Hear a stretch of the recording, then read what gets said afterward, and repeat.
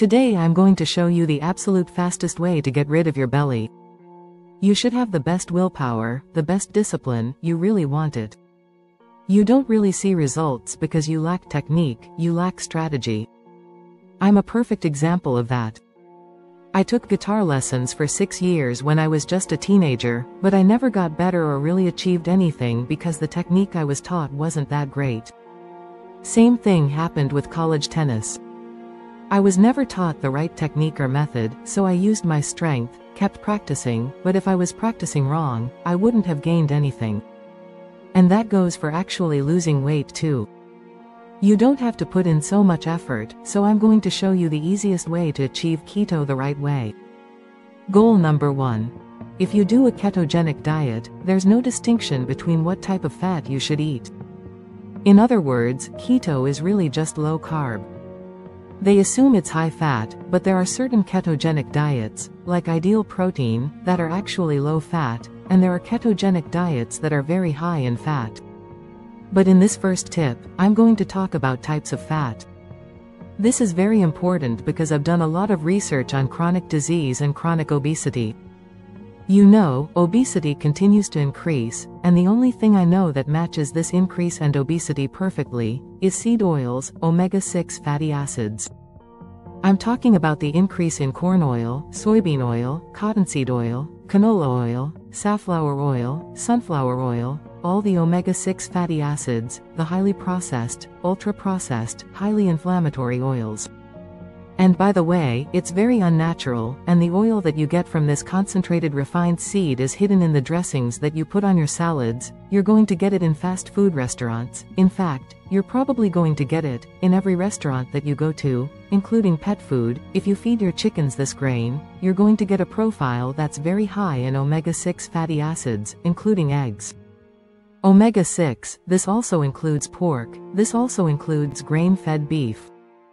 Why this is so important is because we have data that we're going to do another video on that shows that eating these oils causes even more symptoms.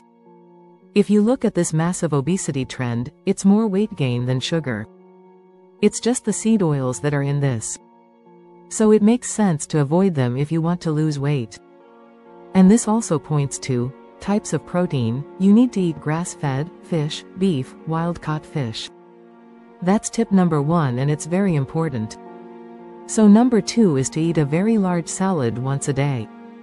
Unless you have inflammation, in which case you'd either eat fermented vegetables in the form of sauerkraut or kimchi, or skip the vegetables completely. Why do I recommend a salad? I mean, what's the point of it? Yes, it does have some nutrients: potassium, magnesium, folate, vitamin C, a bunch of different phytonutrients, but if you buy lettuce that's grown in living soil, you're getting really good probiotics.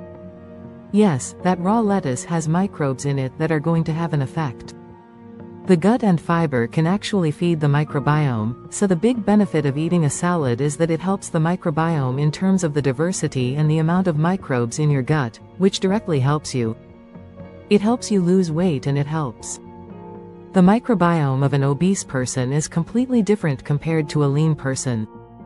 Of course, you're not going to put seed oils in your salad, but you can use extra virgin olive oil, you can use organic vinegar.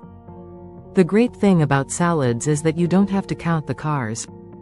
It's so small, so I count 3 deep ketosis with intermittent fasting.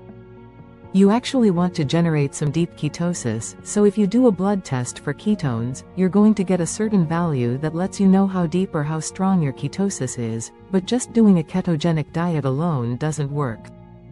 There are 2 more things you need to do, one of which is called intermittent fasting. There are a lot of videos on this, but very simply, I recommend eating 1 meal a day.